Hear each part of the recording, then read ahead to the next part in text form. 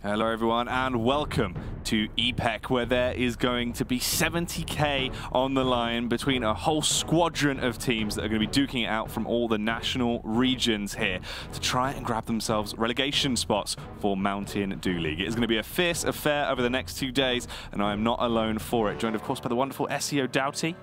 How you doing? Not too bad. How you doing, Ben? I'm doing pretty good. Pretty busy week, I suppose. Fair to say. Been all over the UK, haven't you? Yeah, a bit too much. Yeah. A bit too much. But looking forward to these games, though. Exactly, Ben. And funnily enough, where you were earlier on in the week had one of these main teams that picked up a big win. So let's have a look at everyone that is going to be competing over the 2 days. And talking to one of them, it's Endpoint, the UK superstars that actually just took the I-Series win you were commentating. Yeah. Took a bit of a crazy win, really. And arguably it was against the Fish 123 lineup, in theory, especially with, I believe, Kia is playing for them now. Yeah. So, you know, that was basically a win over them. It was 3-1 in the grand final. So that was a full best-of-5 slog. And they looked pretty strong throughout the weekend, if I'm honest. They did indeed. Obviously, Fish 123, Business 5, as they were known on location, so things are a little bit different. But we have a whole stacked affair of teams. If you look across the board, obviously, Euronix, another name that will probably stick out to some people. Team Kingwin. We actually could have potentially some pretty close affairs with a few of these squads. Group A and B both looking stacked, Ben. Yeah, I think it's safe to say that Group A has the higher, top-end stack of it. Obviously, Kingwin just took part in, I think it was the Zotac Cup Masters Final, where they lost to MIBR 3-0. That was only on Sunday. So to get back from Hong Kong, take part in a qualifiers on Tuesday, it's not exactly late in the day either. That's pretty short notice, and jet lag could actually play a part in that. Yeah, they might have had a lot of travelling there, so the worry could be how they're actually going to be faring up when we do get into the action. And in terms of the games we have going on today, let's have a look at that broadcast schedule, show everyone what is going to be going down, as we have actually quite a lot of CS going on. Yeah, I think the big part is that we're going to be seeing alternate attacks twice, arguably the favourites in that Group B. Kingwin twice, probably favourites in Group A. But we will start off with Endpoint vs AAA, which, funnily enough, is actually a repeat of what happened earlier on in the ESL Advanced playoffs. So that'll be an interesting, considering it's best of 1 as well, though. So it's, you go off to a rough start, you could lose it right there and then. Yeah, we'll get more into that when we do get ready for that game later on tonight. But obviously it is 2 days of CS as well. Wednesday the 29th will be tomorrow, and things are a little bit differently there. But why don't you give that a quick explanation before we move on? Yeah, so 2 groups of 6 each, round robin, pretty regular, right? So top 3 from both groups advance. But then tomorrow, with top 3 advancing into another group stage, it means that teams who came from Group A, so for example, if we were to have Kingwin, AAA, and say Endpoint advance Group A, they would not play each other again tomorrow. They would in fact play the other 3 teams from Group B that advanced, meaning those results carry over. So if Kingwin were to advance with 2 wins over Endpoint and AAA, it means they would have 6 points going into tomorrow's fixtures. There you have it. A little bit more of an interesting setup, and we actually have a ton of games going on at the same time as well. Let's check out our first block of games that are going to be going down tonight. As you can see, to kick it off, the one we're going to be looking at is Endpoint versus AAA, but there's still all these other games, Ben. Yeah, I think the big one there for me would probably be that Fish 123 attacks game, especially with Fish 123 first game of the day, technically. So attacks might not be quite warmed up. And Fish 123, they've got such a solid mix, really, players, and I believe that match will actually be going on Mirage, too. So with that mix of players, that's a pretty solid game for them to have. And that's actually a lot more of an interesting roster than people might first know as well. It is the Fish name, so obviously you expect some of the UK boys that have always represented that inside of the Prem or just locally inside the UK scene. But Kiroshima's returning, obviously Nilem and him quite good friends, keeping him in the mix sort of side of things, Ben. How did they fare at I-Series? Well, Kia was up to his old tricks, pretty much doing... There were occasional rounds where it felt like 1v3 are just like, okay, but it's Kia in that situation. He gets 2 of them, and sometimes he came through, sometimes he didn't. It was just the fact that he can come out with something crazy, even in situations which might not. You wouldn't think a normal player would. Yeah. And that's always sort of the star potential you do have with that side. They can be a little bit of an upset squad, but we'll find out more of them later on as the games go on. First of all, let's get into Endpoint versus AAA. Our first matchup of the day, Ben. What are we thinking of this one? Obviously, as you said, it is a repeat, a little bit of a rematch, and interestingly enough, that did go in favor of Endpoint last time. Yeah, so I mentioned it briefly. It was in the advanced playoffs, so technically this is leading up to Mountain Dew League, and that was doing the same. But Endpoint, it was a best of 3 series. Endpoint took the win 2-1, and it actually, one of the maps was Inferno, which is what we're seeing today. But Endpoint had Cryptix playing with them instead of Robin. So everybody, if they've been watching roughly like that tier 2, 3 sort of area CS, they do know the name Robin, Indemnity, that's Epsilon. They know him quite well, and they know he's a formidable player. He can call, he can do everything, basically. Absolutely. So him coming in for Cryptics and consider it was 16-14 the first time round, you got to be thinking it favours Endpoint, right? It was 16-14, and they're bringing in someone arguably better now. But I watched Endpoint play Inferno this weekend, and that CT side was still questionable. That is one of the bigger problems. If you guys haven't seen too much of Endpoint in terms of really sort of the hands-on approach we've had with them on Inferno, right? It's been a very odd early game. Constant stacks we've seen in the opening pistol rounds, which is more of an on-the-fly call coming out from Robin. So. And I don't know. I don't feel like I agree with it still. We've seen it far too many times where it just seems like it's done on a whim. Originally, we thought, right, it must be off the back of anti-stratting and actually looking into their opponents. But if it's not even that, it's a pretty bit wild one, isn't it? Yeah. It's so peculiar. I mean, just speaking to like some of the players this weekend, Robin did mention that was just something he called on the fly at some point, and then the fact that we've seen that 3 times now from them, and it's worked out once. Yeah. Not a great success rate, but I assume it must have gone well in pracs, right? That's the only way you think about bringing it into an official. Potentially. Because it did just look a bit odd. Yeah, the T side's always been perfectly fine from them, and last weekend I think it was 9-6 at the half to them on T side. That's perfectly fine. 9 rounds T side in front, you're thinking great. Yeah. They lost the match 16-10. They got 1 round of that CT side. That's not good enough. It's really not good enough. It's the fact that happens far too often as well at Endpoint. That's where you have to sort of question, when are they going to be able to smooth out that issue, right? Because it's always the same affair. They get themselves into such a close first half off the back of the T side play, CT side, it just all goes wrong. And we've seen that with a lot of different iterations this lineup as well. It seems to be so inherently just UK. Yeah, there was one of the games earlier on in the Premiership, wasn't it? I commented it with, I think it was Lethal, that game. They lost 13-2 to London Lynx on their CT side. Yeah. I think it's fair to say, I'm sure the London Lynx players won't take disrespect if I say the AAA players are better than them as well. So 13-2 in that fixture, you got to wonder, how does that carry over? Like, what kind of comparison do you make? Like, will they have a similar result today? I'm sure if they get the pistol, things might change completely, right? They might start getting a bit more momentum, confidence, perhaps, in their actual play. But I don't know, it's the best of one at the end of the day, so you can't really have one half be that terrible. Yeah. Let's actually have a look at the Endpoint roster as well. If you guys at home aren't too familiar with them, we can refresh your memories a little bit. So currently, the best UK team, I think it's fair to say, is Endpoint right now. But also, they've been looking good in terms of their global ranking, but haven't they? They've been pushing that up a little bit. Yeah, after the last weekend's results, they went up to, I think it was 54th in the world. So I think that's the highest we've seen a UK side actually go. But that includes being 25th in Europe, which, if you were to divide European levels into tiers, perhaps you'd probably think that is actually breaking tier 2, technically, right? They're on like the cusp of it in terms of the ranking now, yeah. Definitely, and then everybody wants that fabled top 30 spot in the HLTV rankings. That's the bit everybody aims for, because with that, the amount of potential sponsors from that position, it's an amazing amount. It's also just the fact that, it hasn't been done since what? Was it a Nexus back then? Or yeah, it was the Mouse Sports roster. But yeah, but even then the HLTV rings didn't exist, but we knew for a fact that was a top 10. At one point there was 2, wasn't it? It was FM, Toxic at that point, and them.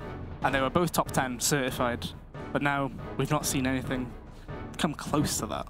Yeah, obviously a little bit of a slow start, but things have been slowly developing better and better. So, Robin, the new in-game leader, fresh, plugged back in, always been around the UK scene, competed at the first major, obviously, unfortunately had the issues that mean he can now no longer return to those Valve-sponsored events, but he is still playing his heart out everywhere else, and has been looking good. Individually quite a talented man, a smart player, and I think this is what Endpoint have needed. Obviously, we've always said they've needed a new caller since the removal of Imi.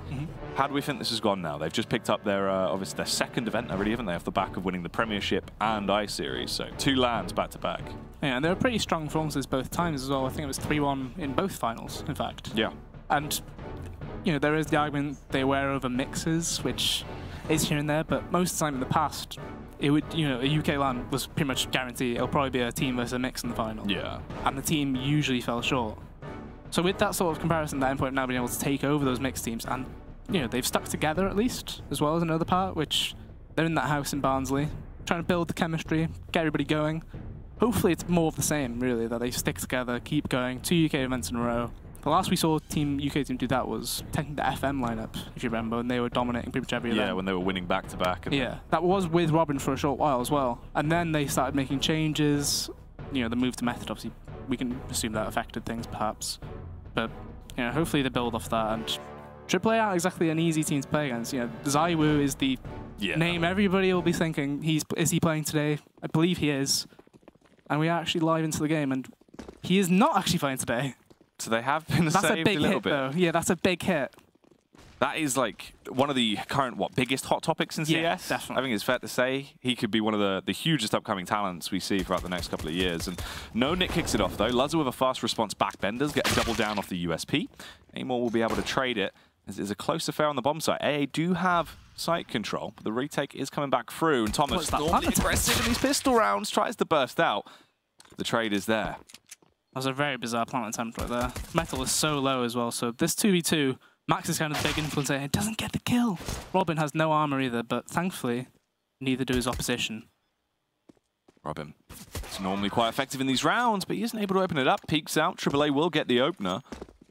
And that was a bit of a messy pistol round. Yeah, funnily enough, we mentioned the stacks in the pistol, and there was actually 4 Endpoint players at that site when they first got contact. Like, Luzza got those 2 coming in. Thomas wasn't quite able to get influence from the coffin area. In terms of comparisons, what I've had with Robin from what I've seen from other callers that would be more sort of known to... So say if someone was watching this and they're like, right, well, who would Robin compare to? I think of like an MSL in the sense of that he does go for those quite bold stacks that he will, he'll try and use now and then, but they don't work out that much. That's the only issue, is a stack will work if everyone pushes you and you execute it flawlessly. But that's like once in a blue moon, Ben. Yeah, I'm just kind of confused that this auto shot can buy. I mean, we saw a few buys of that like this weekend. None of them quite came to fruition. This is actually the first time I'm seeing the silenced MP5 as well. Have you not seen it brought out? No, nobody else actually bought it. Not once did we see it actually get bought. I've only so far seen It was the jumping clip Danish from aerial, players. wasn't it, as well? Which was... That was crazy. When he got the one shot off of it, just jumping. Yeah. But mostly it's been, all the Danish teams have been using it. Some of the Source players as well. Freiburg was whipping it out, but I think that's more just reminiscing, really. Yeah. Like if you never used the MP7 in the first place, you might as well switch it around to see how it goes.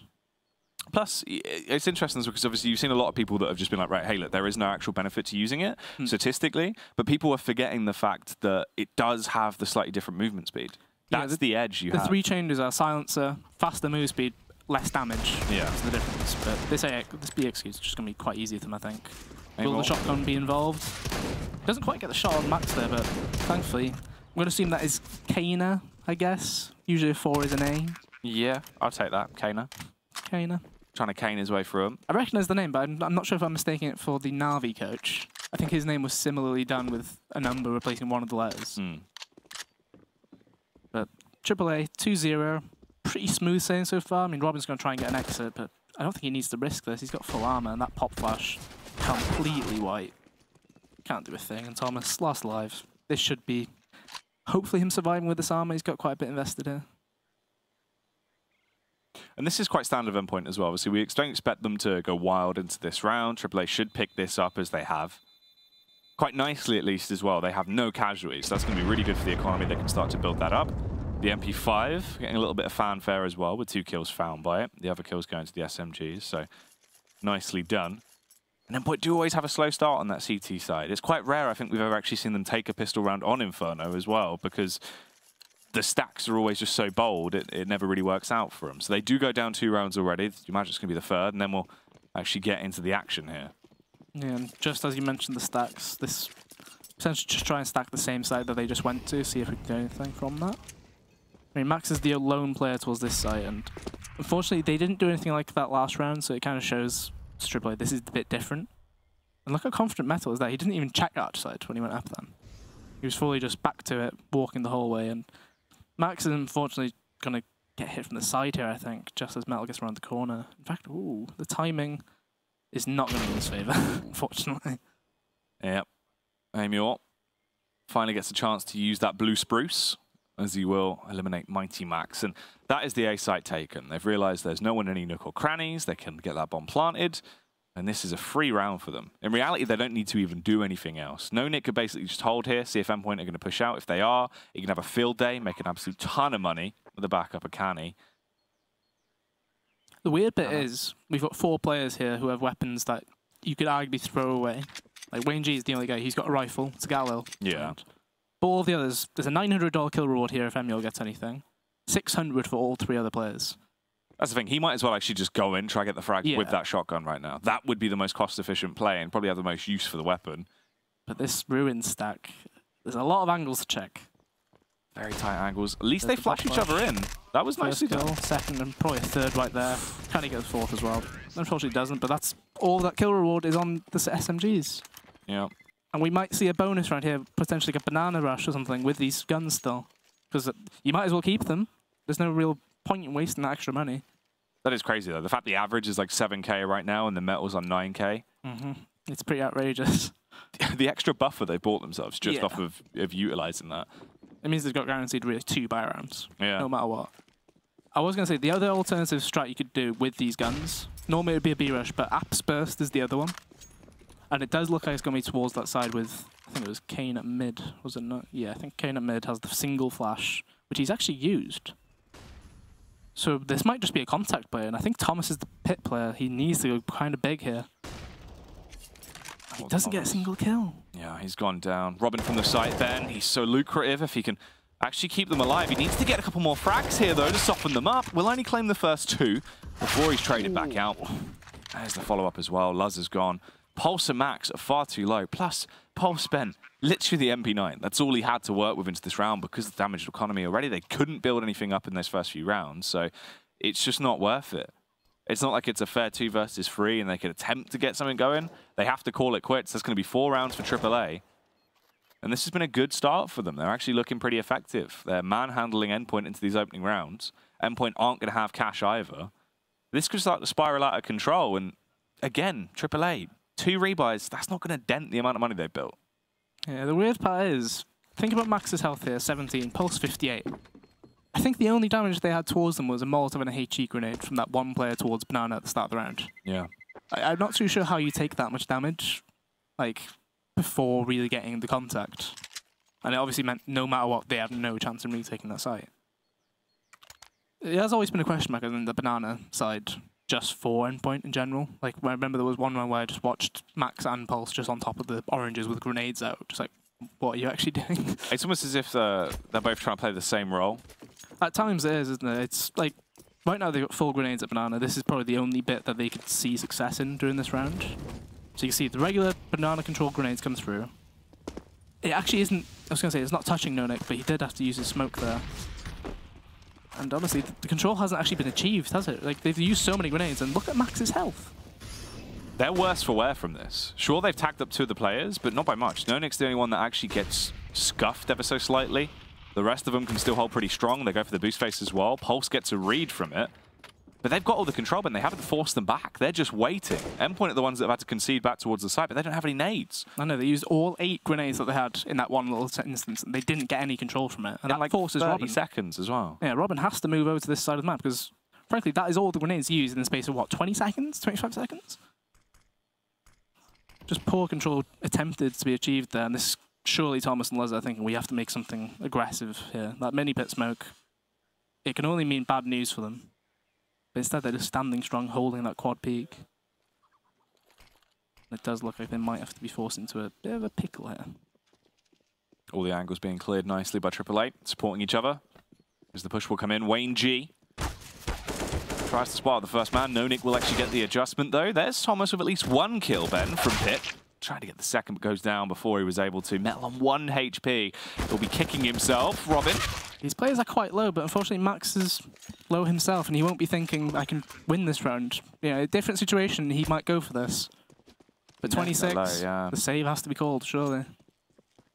Just consider 1 HP, 16 HP, 47. Like, that's a winnable 1v3 as well. And Max is the sort of player that likes those rounds as well. Yeah, you do have a Max round every now and then, don't you? Like, there's one round where he wins a 1v3, and you're like, that's the Max round of this series. Yeah. Not quite getting a chance thus far. And the 2 players towards that B-bomb site as well are the 2 with no frags on the board currently. 0 utility damage into 5 rounds. And obviously, I think it was, what, 3 ADR, 4 ADR from the Banana players too. And even if you just take that previous round we just saw, with use all of those grenades, that's not good enough. Yeah. I think we'll see 8 damage get added on, I think it was Pulse's Molotov. I think it did 1 tick, and No-Nick instantly just got rid of that molly. Yeah. So 5-0, I mean, we got to be seeing something different from Endpoint, right? Like, they're against AAA right now, who have got 3 buy rounds guaranteed, no matter what, even if they lose these rounds. There has to be something different. Unfortunately, it doesn't look like there'll be much different other than just nading down mid. And the Banana players are going to have that same sort of contact again. They'll use the smoke to get rid of the first Molotov, and Endpoint don't even want to battle. They use the grenades and then they fall back instantly. And already, Ben, that's no smoke left for this push as well. So if they go for a play here, Endpoint cannot try and buy any extra time. Max is still being tagged up by the nades. Is going to respond with a HE. Only on to Wayne G. Yeah. Not too bad, I guess, considering in the previous round they weren't even landing those. Yeah. But Pulse gets taken down on that boost. And Max has nothing here. He has to go for support. Laze is arriving. But you got to think he gets smoked out here, right? Surely. They have the utility to play with. They're not going to go in. There comes the smoke. He'll have to do a blind shot. Doesn't even get anything. Throws a flash. Unfortunately, the push isn't actually coming in to Max. He sees nothing's in yet. It's just a matter of time at this point. If the smoke dissipates, Laza can get into an angle to try and support, but it's not going to fade before he gets an opportunity. Nearly actually peeks out as well. Max with a nice spam. Laza does get the first kill onto Wayne G. Laza saving the round for him here, Ben. The saving grace on the B site. Rotates in, but he goes down. There's the trade on Max as well, and it's a 3 versus 2. They can try and play for the retake. They have the kit on Robin. Oh, but they're going in quite early. It's just a one-man push. Robin runs in, does the unthinkable as he finds that kill. But the backstab play from Metal, I think that will be hook, line, and sinker and set the scene for how this is going to go down. No Nick is low, 15 HP. Metal as well, below 50, but he reads it, realizes where Warren's playing from, pushes for the kill. That is 6 rounds now for AAA, and the average cash is like 12k. Everyone's just minted, Ben. Yeah, there's no real issues right here for AAA. They're smooth sailing. Like, that round was perfect play from them, actually. What was 2v2 post-plant, or pre-plant, technically. They decided, we don't need to force this plant. Even if we lose the round, we have plenty of money. We don't need to force it. And obviously, Robin running in like a madman, gets that one kill, gets taken down later on. And again, the banana control is... It seems to be the issue right now. Like, Max has managed to get an M4 here without hampering his own economy. But honestly, having the rifle played, I'm not too sure how much it will do. Robin's been slain. Thomas as well. The defense is just weak right now. Obviously, Endpoint, they can't really support themselves. They don't have the cash to go for an investment, so they are just getting manhandled, but AAA overrunning them. I don't feel like I like this map for Endpoint. Their CT side always just has too many issues, Ben. Yeah, the weird thing is, in that previous matchup, they had Endpoint started on T side. They got the 9 rounds on T. That seems to be the only way they get the momentum, though. If they don't have a T side start or have early momentum, the team struggles. And obviously, this is them off the back of a high as well, because they've just got their 2nd LAN title. That's another win for the squad with the same 5. This is where, if they're going to be at their strongest, this should be sort of the peak of the honeymoon period. You'd think so, but at the moment, it seems to have gotten to a map that they don't seem too comfortable on that CT side. You know, I think this was 3rd on their preferred veto system. That surely this isn't your 3rd best map. Like, definitely not. Not when we've seen them play maps like Overpass, and we know how different they can be. Yeah, like, there's a few maps that they could potentially do better on, which somehow it didn't end up close to that. Max did live with his rifle, which is a godsend, I guess. It means he can guarantee that he has full nades this round, but utility usage is key, not the actual utility. AAA basically already running the half here, though, Ben. 7 rounds on the board. If you look at the cash, there's no way they're not going to be by far on top at the end of this. Endpoint would need to have a miraculous comeback, and I just don't see it happening right now. Now you can see the double AWP investment finally coming through. So Pulse being on that AWP on that B side, we saw that quite a few times during the Prem finals. Saw it a bit this weekend as well. I mean, it was one of the reasons they got the 1 round in that final during I-Series, which is kind of ridiculous to think about, but Reese is a prominent AWPer when needed, and hopefully that could be a major impact. It means that they can sometimes leave him on his own at that site. I mean, Max he's sitting around here and there towards CT, isn't he? He's thinking about rotating. Do I have to go? Do I not? Bit indecisive, but the mid control is gone.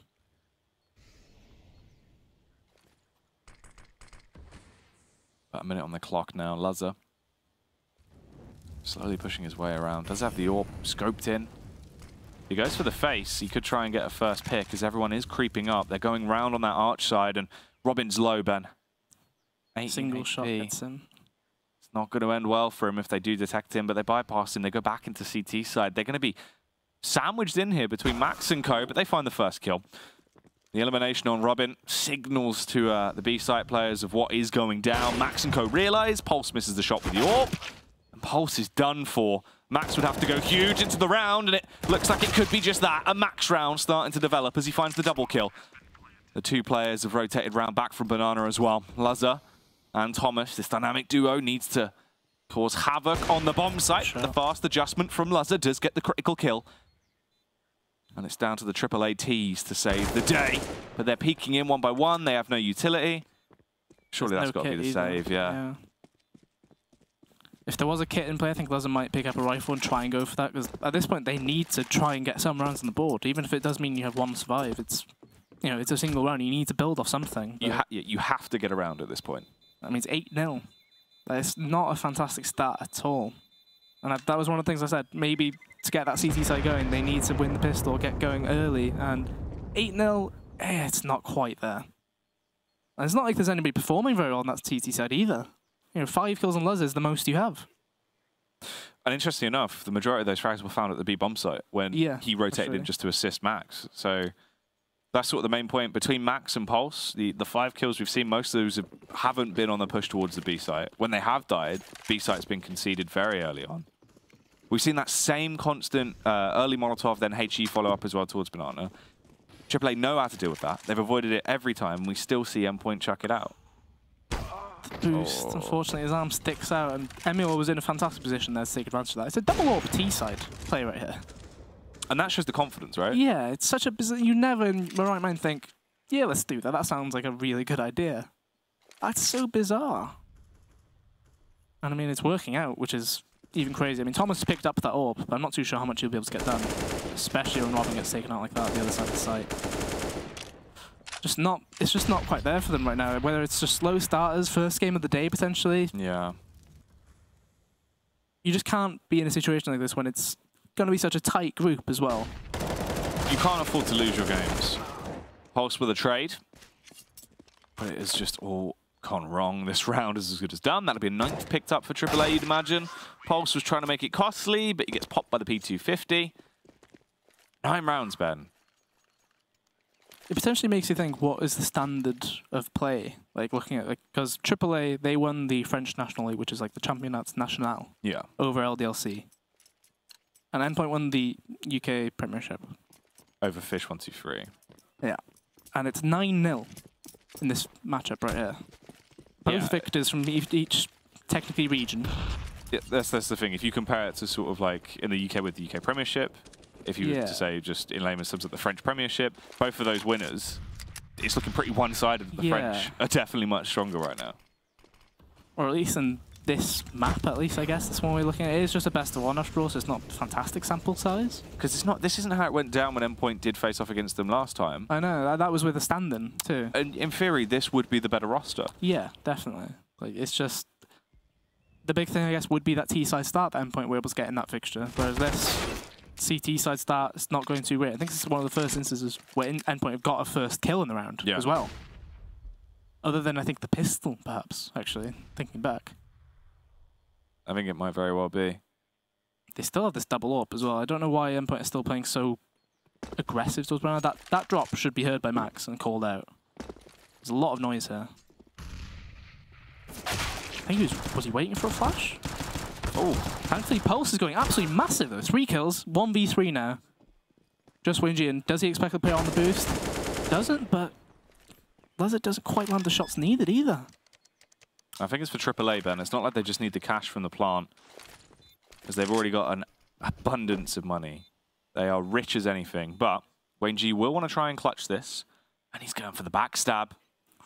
Ooh, it's an interesting position. He's trying to take advantage of the smoke as long as possible, but it will be fading quite soon. And Endpoint are already in the site on the other side. And the timing, they do see him in that smoke. But he's got away. There's no kit. And this molly, has that actually landed? It just about lands as well. He's sticking that defuse. He's going to die to that. And that's too late. He's run the round. Wow. YNG. Just a single molly. And technically a 1v4 if you were to think of it from that first kill. To make it 10-0. And that's such a horrible round to lose, though, isn't it? Like, morale-wise... That's a deflator. Especially when down like a balloon. We think about games where it's like 16-3 in the past. I think it was London Lynx against Vexed, I think it was, where we saw JBA get that 5-man. Pulse did that big play that was needed, gets 3 kills with 5-7 on the corner. Unfortunately, his team aren't quite capable to finish the round off. Really not great. Ooh, Pulse. Oh, he's just been wallbanged. He's tried to go in with a confidence peek, Ben. Oh. Didn't even get the peek. Nope. The nades have blocked him. He's been rinsed through a wall. And Max is on 18 health as well, somehow. Yeah. Luzza's nearly dead now as well. Oh, and he is dead. Does go down. Metal's just headbanging away. 3v5. Max on his last legs, essentially, in this round as well. It is crazy how I think you are absolutely right that statistically, over 11 rounds, it's only been 2 times Endpoint have ever got the first kill. That's... I understand that first kills don't mean everything anyway, but you know, it helps a lot when you're able to, at least looking back at it, you'd be like, okay, we were able to get the first kill in these rounds. We should have just done better in that situation. They're losing the first one every time. Oh, no, no. He's giving it. He's having a little violent shake. Yeah. Endpoint with like half body here, CZ armor. That's the other factor as well, right? Endpoint have had no money the entire time. Like, they've had the loss bonus, they've been buying off that, but comes to a point where they're pretty much starved for utility. The utility they have used hasn't been that fantastic anyway, so... aAa got him in a headlock, Ben. Giving him a noogie. They're not going to let go until this is over. No, then they're going to give him a swirly. No. Blimey. It's not what you want. Oh, Metal nearly with an early entry. To just take the fast face up towards the A bomb site. Robin gets tagged up. And they're not doing anything especially crazy either. They're literally just playing their default every round. Yeah. Like the early rounds, they would always get picks quite easily and spread them up really well. But the last 4 or 5 rounds, they've not needed the bomb plant. Other than that 1v4 that Wayne G got, they really haven't needed it. At one point, they were just hunting just for the final kill. And Metal's having a fantastic game for himself, like 19-4, doing really well. He's taking every fight he can. Like, Pulse finally gets that trade, but he's already killed 3 members. Like, that's not enough. Oh, loves his Eagle. He tried to get the AWP there and ran out of ammunition. Unfortunately, will go down, but they know where the last player is, so that's the thing. They don't have to go to this side. They can go back to the B side, make a 2v1. Pulse has no armor, no kit. He has a single smoke. It's very, very slim chances of him winning this round here. Considering that prior round as well, where they got brain towards the B site and lost, you got to wonder how the team's feeling overall. Obviously, potential the vibe might have dropped, but Pulse does go for the push in. He's coming up through Banana, both from stacks in towards Ruins right now, so he has a little bit of a leeway. His key is the smoke, right? Because he has no kit. If you were to try and take this round, oh god. Okay, he did trust that limp throw, running throw rather. Does get the first kill. That's good start, but time is ticking away. He needs to force this last kill, and I don't think he's going to have a chance. Yeah, it's now or never. Yeah, Nonek's there to try and stab him if it needs to. Round is over, there's no time. And I imagine Nonek will secure the kill just in case. Doesn't actually need to, funnily enough. Both of them just go down to the bomb blast. 12-0. There's been no pause either. Like, you'd think at 6-0, that's like where you've had potentially 3 buy rounds. If you're not going to start getting it together, you have to pause. You gotta work something out, because you tunnel vision as well. You can't work out what the issues are if everyone's staring at the same angle the entire time. If you take a break, you know, give Robin potentially a chance to talk things out. Okay, so this looks a bit different. Max and Pulse towards this bigger site. Max takes the aggressive angle. Does get some shots down, but he gets instantly traded. I mean, it's already a 3v4, sorry. And it's not looked much better. I like that they've tried to do something. Yeah. But evidently not the correct play in this situation. Like, they clearly don't know what aAa are actually doing. Like, to make that play, they've just gone, let's just try something different. Try go aggressive. We need to just, force the issue, and obviously not the correct call in this instance. And I imagine, oh, actually, the timing does work in Thomas's favor, though. If he is able to get behind these, it will increase the round chance quite a lot. Especially if they all go towards Banana. This timing has to be perfect from Thomas. Otherwise, it'll be just too late. They are going to launch over that utility. Go for the play once again. It's the B-bomb site. Luzzer, he is there. He did pretty effectively last time. They pushed him, but he misses the first shot. Does get the follow-up, but he's been burnt to a crisp. He's a Luzzer Q as he goes down. Pulse with a double kill for the trade, and it's on to the 1v1. Thomas finds it finally. Endpoint will get around on the board, Ben. But that's at round 13. Too little, too late. It's not enough. Safe to say. It's just physically not enough. It's a very rough one. I mean, even just then, like, Luzzer missed that first shot. Thankfully, he got that close one. Because that was... Yeah, if he doesn't get the second one, Pulse is then forced into such a horrible situation, running through that smoke just to help him. And it does mean Endpoint, even though they won the round, they've got an MP9, a UMP, a FAMAS alongside the normal weapons, and no Nick. He's taken a full molly. He just soaked it. I mean, that'll help the utility damage stats, I guess. Yes, it's going to buff them up a bit. They do get a counter pick though, as they trade back upon Mighty Max, and I'm not too sure how that was possible for them to get another pick back. Like, surely you're thinking, we've got the advantage, we've done quite well with our mollies there. Just fall back, just play from sight, yeah. Apparently not. I mean, they're sticking with the two players towards this small site there. Robin does use his smoke. And it does look like they're just going to slow it down a bit. I wonder if they're just going to let Metal walk out onto the big site, because he has been quite successful in doing it this game. Whether it's through apps or just up boiler towards quad, he has usually got a kill at the very least. And Thomas hasn't exactly been winning those trades either. At the back of it, there was one round earlier on. Everyone's looks a little bit sluggish for Endpoint. Pulse has been the only one that's actually been performing sort of somewhat as we expect. That should be the fate call instantly, surely. Luzzer's still quite aggressive on this angle. He should be able to get the one kill and drop off, but there we go, gets the first kill. He actually holds this angle. This is something he does quite often. He holds this angle still. Does land that shot. Metal wasn't there to trade either. Wow, okay. I thought you'd get punished for that. You feel like he should have. Normally he will, because you go for the push out. I've seen it many times. He holds the angle, then gets shot on the side. So, a second round for them on the board. I mean, if they get to 3, that 12-3 scoreline is the comeback score, as people like to say. It's much more likely you can risk losing the pistol in that case as well. But still. Because they didn't get that. There physically just would have been no buffer. It would have been done for. They've only just now depleted that AAA economy. On the last round of the half. I think there was an AK on the floor in spawn as well. Wow. Metal's had full reign of this entire apartment all game, hasn't he? He's not had to fight for it. No one's been able to stop him. If they do want to get a site control, most of the time it has just been him going out and just destroying everyone. So this is the first time they've actually got banana control as well. Weirdly. Like, so Pulse does get banana control. He starts his smoke. Max has a flash ready for him. And it's lost instantly after one molly. Okay. Never mind. Never mind. If Metal gets a kill here through the gaps on site, oh my god, he's actually just running out. That's a pretty wild play. It's bold. And somehow he stayed alive this long. Counter with a molly, but Robin goes for the fight. Wanted to just try and face off against him. Luzzer as well. Annihilated as he gets uppercutted by Wayne G there from the AK. Bush comes through. Good little adjustment from Thomas, but it's still not nice, Ben. They're just being overwhelmed. Thomas is doing phenomenally in pit here. He's got 4 players just from that one position, and last man standing, too low to make anything done. 12-3. I mean, it's a okay recovery, right? 3 rounds. Yeah. It was 12-0. Like, that's... At least then, if you get the pistol, you are making it doable. It's a whole lot better than it could have been. And that's actually that Vita graphic as well, so you guys can have more of an idea of... Yeah, in case people are confused by why there's points. So you can see the top listing, you see 1 to 7. Basically, you list preference maps. So number 1 would be your preferred, 7 being your least preferred. So Endpoint, this was technically their 3rd preferred. Same goes for AAA. And you can see that there are 2 maps that have got 6 points, but because it's 3-3, it means it's the more even situation at the very least. It could have been 2-4. So imagine how close it would have been perhaps if it was Overbus. Like, Endpoint probably thinking it was that close to being a slightly better map for them. But unfortunately, this map is apparently the same in terms of tier for both teams. Which I wouldn't agree on. Not right now. No. Definitely not.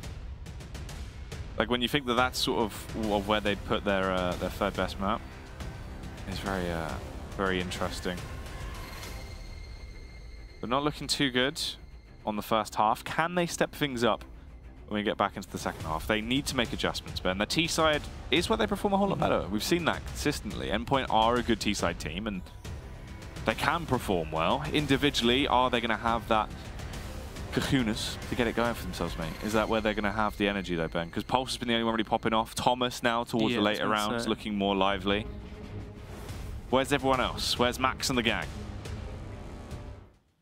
Yeah, we are waiting for that sort of pickup from them. I suppose Leza did get going towards the end as well. He got those 2 AAA kills that were needed towards the late 14th round there. And Wayne G, you can see the confidence from him. Dualies, 2 flashes, and they're just storming down mid. Oh, they're just going for it. They just want to end it. If they're able to get to that B site in time with somebody watching behind, this could go quite well for them. Although Metal, he is the lone guy on that B site. He's already decided, I'm playing retake. I'm just holding ruins. That'll be it. So we could see a 5v5 post plant here.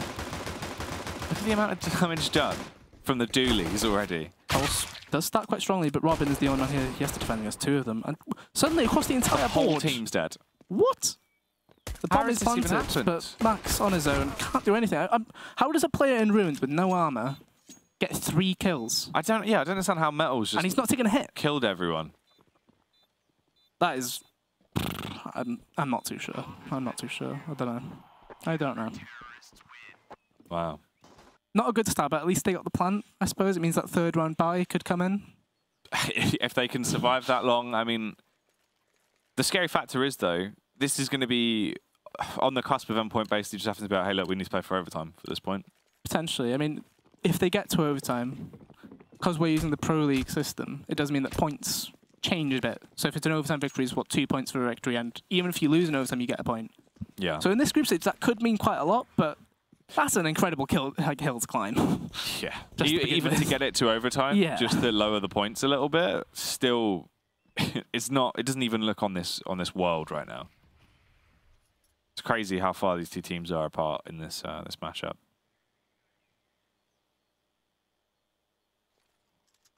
Question is, like, Endpoint have got the 1 deal on Robin, and that typically is where you hope to get anything going. He gets that double damage down, 12 HP on Metal. Usually you'd have somebody around the deagle just to see if he gets the kill, we'll go in. But I mean, nobody really close to him at all there. Max got the single flash. You can clearly see the call being made there. Everybody gets up and down, I'll flash you guys in. It just seems a bit predictable at this point. Thomas going to switch out for the Deke. They are ready for the B play. Oh, they're going to get too much for it. And look, the man in the smoke, Metal, he might be on 12 HP, but if he can play his cards right with the timing, Ben. If they run into him. It looks like they're all running into him. Wow. Surely kill everyone. The ace with 12 HP hides in the smoke. He's got 30 kills this game, and I can't help but feel like a lot of it has been very fortunate for him in some instances. Like just then. Yeah. Like that was quite... The fact he managed to block all 3 of them. He's just annihilated each and every one of them with 12 HP. No reaction from Endpoint. Finally, they can buy it. Just look at that score, though. It was just... If that's correct, 352 ADR? My goodness. What? Surely that can't be that high. Is that for just this half alone, maybe? Or is that actually overall? I'm going to assume this half, right? That would make sense for 7 kills, at least. Does that average out perfectly to... 114 damage per kill. That's crazy. Yeah. But Endpoint, as I said, that 3rd round buy, it does mean you don't have much utility. You can see it quite here. Like Max took it on the chin. He said, "I'll get you MP. I'll make sure to get utility." He keeps his 2 flashes smoke. But Metal, this banana control, they got it so easy compared to Endpoint there. Whenever Max and Pulse tried to take banana control, they lost so much health from it. Okay, he's got that close position. Doesn't even need to do anything special. Like, horrible situation to be in. 1v4 for Pulse. He needs to get this to have his team have a chance in this game. Oh. Does start quite well though. He didn't take a single hit there. Yeah, that was a good fight. Pulse eliminating the first man. Does go back for the seconds, which he will claim, and a hat trick. There we go. Finally, Pulse stepping up to the mark a little bit. So Endpoint, they're getting a couple of rounds here and there. They have now reached a 14-4 scoreline. It's 4 times the rounds they did have, Ben. That's good for them. That's good for them. That's what you need. Keep that up. God help them. I mean, it's quite surprising. We don't normally see Pulse pop off like this, do we? He's normally called a consistent performer. Yeah, it's weird as well because it's quite surprising. Pulse kind of used to be more of that explosive player. Ooh, yeah, he's been blown out of the server. Oh, they just pushed down.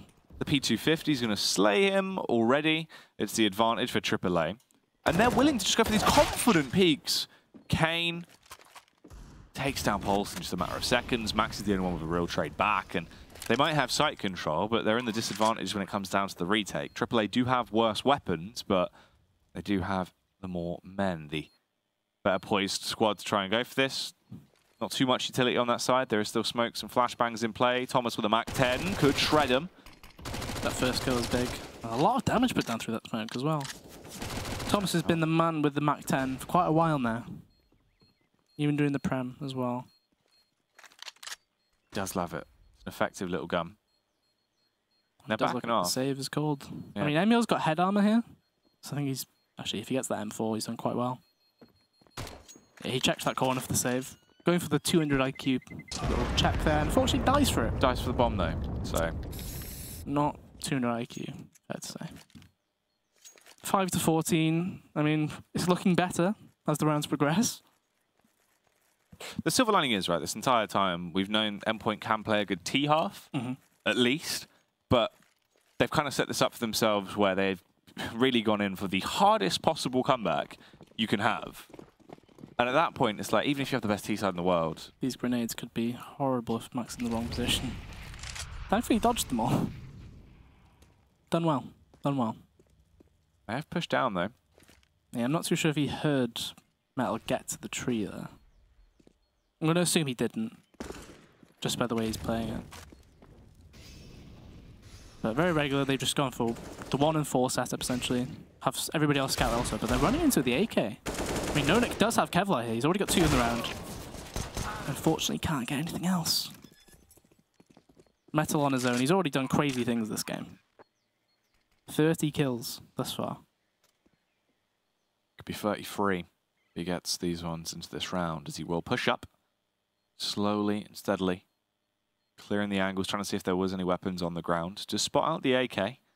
Knows the location of these men. Do have to be around the bomb site. Grabs out the Kalashnikov. Doesn't have a kit, doesn't have much time either, so it seems like he will actually opt to go for the save.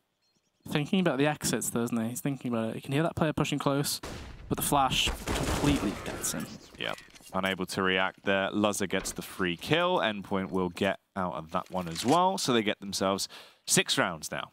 Better, Ben. They're getting closer to actually making this more of a close affair, but it's not looking too easy for them. All these rounds have been struggles. Yeah, they're leaving no room for mistakes here with this crazy comeback potential. And, I mean, AAA are kind of forcing the issue, if I'm honest. They keep forcing into these rounds, hoping we can just end it, we can just end it, we can just end it.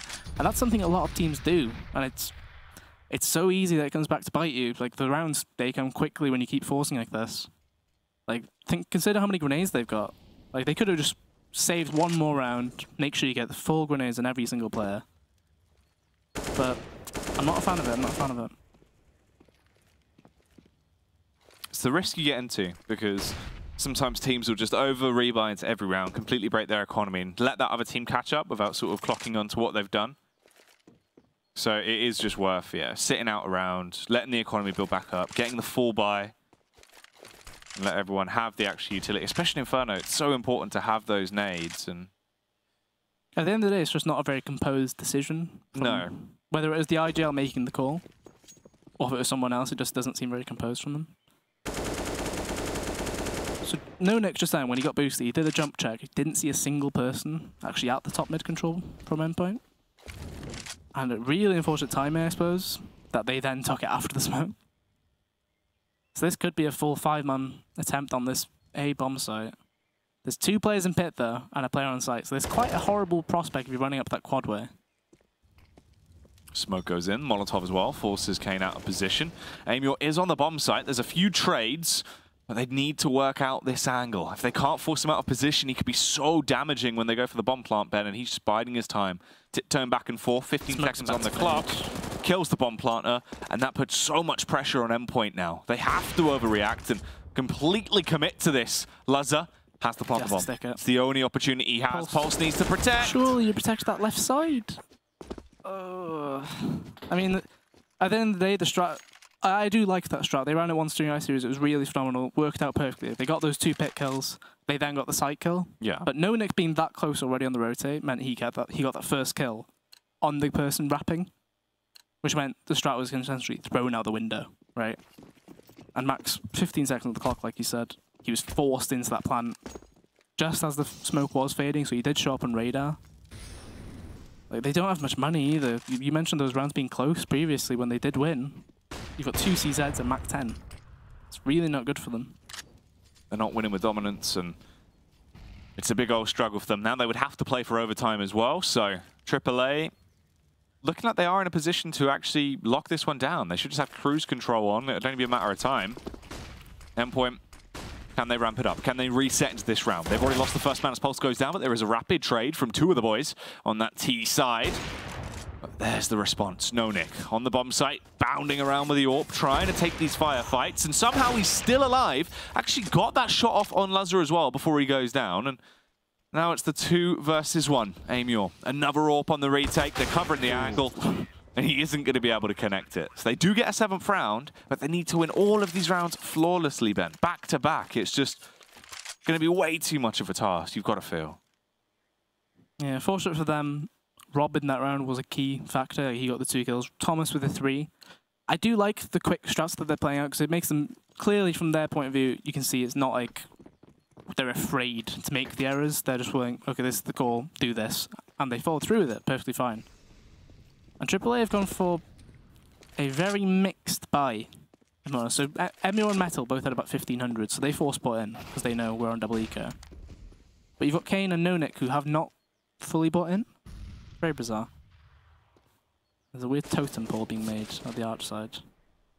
They just have the taser as well. Yeah. If Robin went to molly this corner out, which he does, Thomas gets killed as well, though. That's never ideal. 3v5 does turn to 4v3. So Robin still composes anything, moving forward, trying to make the calls, make it work. But there's 3 players stacked on that site. Such a horrible situation to be walking into if you come off that quad side. But Robin still seems confident as anything. He's running around as if they're winning 15-7. Oh. And somehow it does work out for them. I mean, consider it was 3v5. That's gone quite well. Now 3v1. Metal probably going to look for an exit here. Although I'm not too sure what kind of gun he can actually find. There's UMP. It's not great.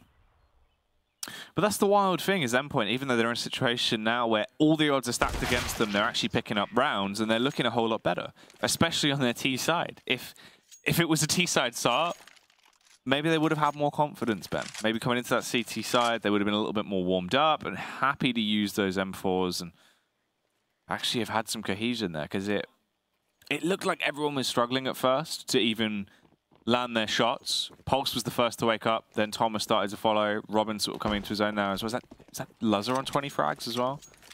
He's had a couple of nice little connections with the AWP. 14 kills in Laz. Might be Thomas, actually. Yeah. Recent. Oh no, yeah. Thomas 15, Pulse 20. So this stack, if Thomas doesn't go anti-flash or if he peeks this corner just before it, he does peek it, he's holding the spray. He's only able to get the 1. I mean, where's the backup there? No support at all. They're fully leaving him. That's so bizarre. I mean, it seems so half-hearted, if I'm honest. Like, so Thomas got that peek and he must have been screaming, they're on the corner. Yeah, 3 players here. And whoever's behind him will be thinking, okay, there must be a flash, right? You can't just be sitting 3 people in the corner like that. Yeah. Just very bizarre. I mean, they're forcing the issue running to this site now. NoNick does get the first kill. Kane falls in the second. But it does go down to a 2v2. And Emio does have an AK. No Kevlar though, no kit. Must be thinking, get a save in. I mean, Metal's already suggesting it. Oh, hang on, no, he's not. He's thinking, give me that AK. I'm on 32 kills, let me do it. Perhaps a boost over this? I mean, it will be fading very soon. Surely not, Ben. They don't have too much time. Timing of that, just as they get close. So he goes for the bait play, tries to force them to peek. Metal has the AK, but he will be traded out by Pulse, who gets a double kill. 23 frags now for Pulse. He used to be quite an explosive player, became a lot more consistent, and now he's being one of the saving graces for the side of Endpoint. Reinvigorated off the back of the LAN win, potentially realizing they can't afford to lose this. If they can at least bring it back and say take a loss in overtime, maybe, that would still be a damn sight better than what would go down if they even just lost this affair straight up, Ben. Because you kind of need to win all your games in the groups. The weird thing is, though, if it gets to overtime, I think the momentum will carry them into the victory.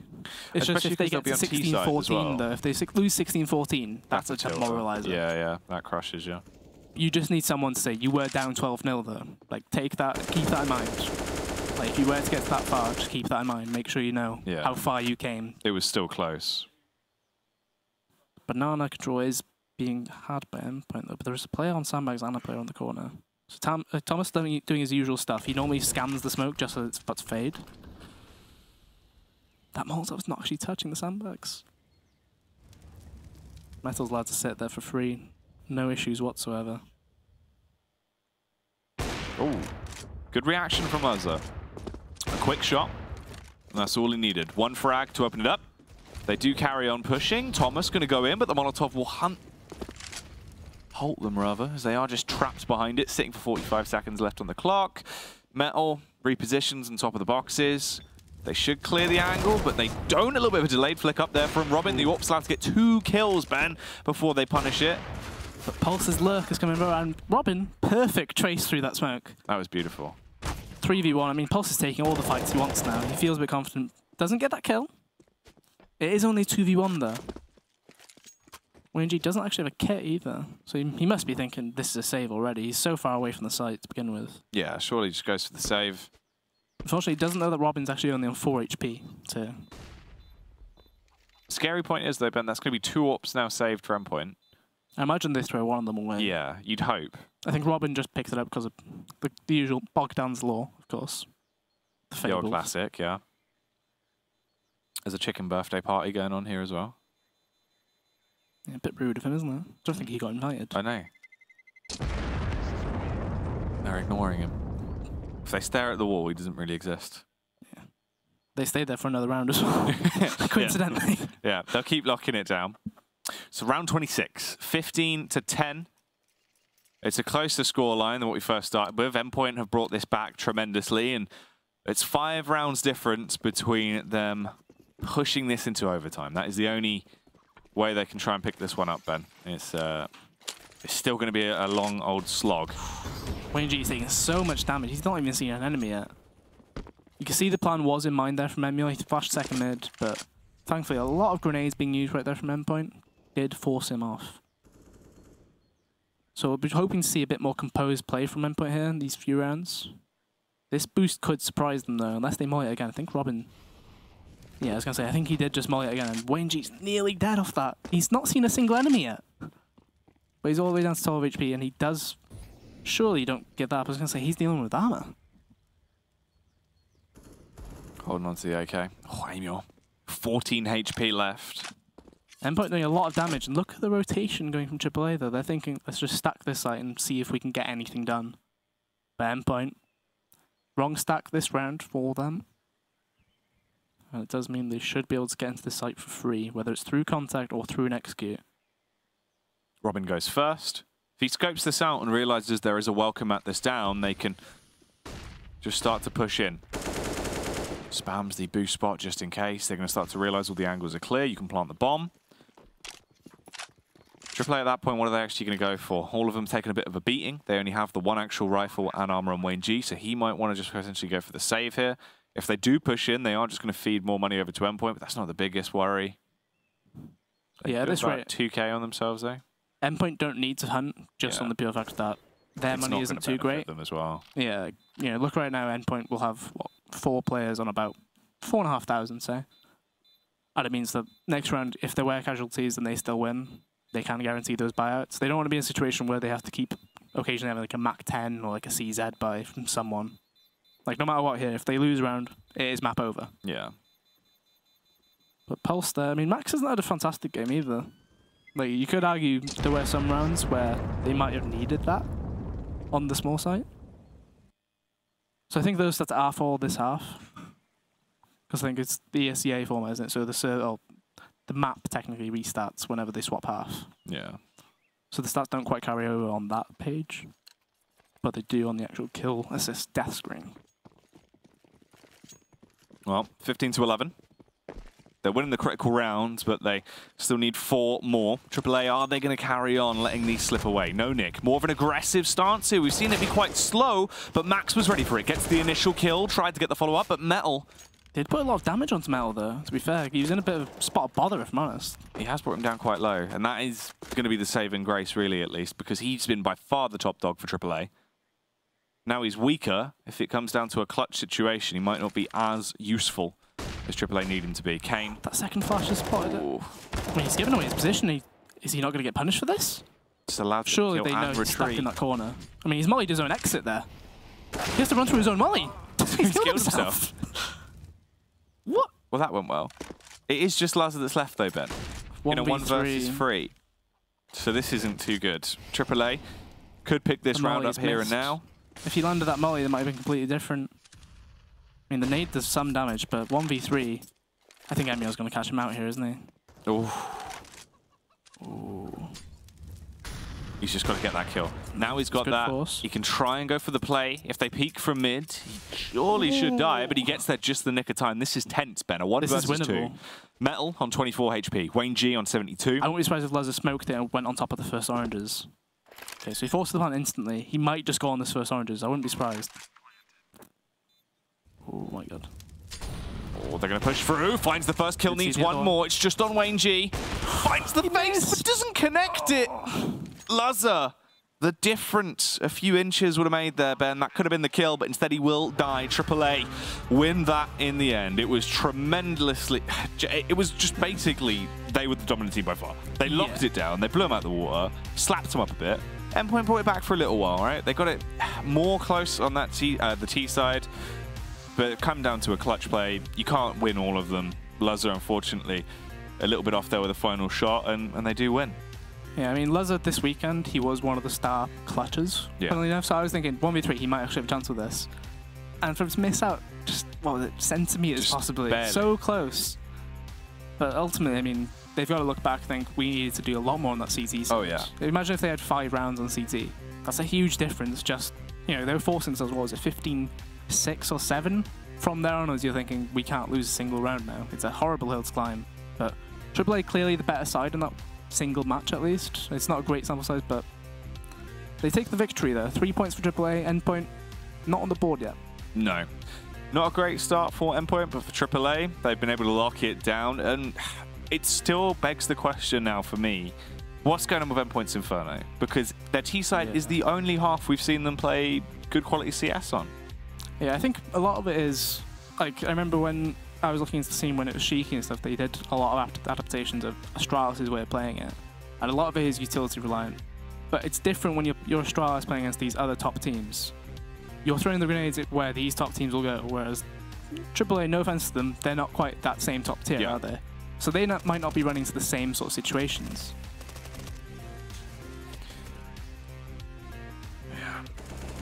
A little bit crazy, obviously, Ben. They were just struggling a lot of those rounds, couldn't quite get together, and they do go down in their best of 1. Not a great affair.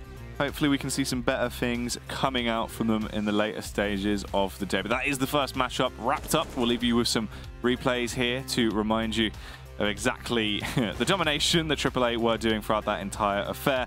And we'll come back in with some more action after the break.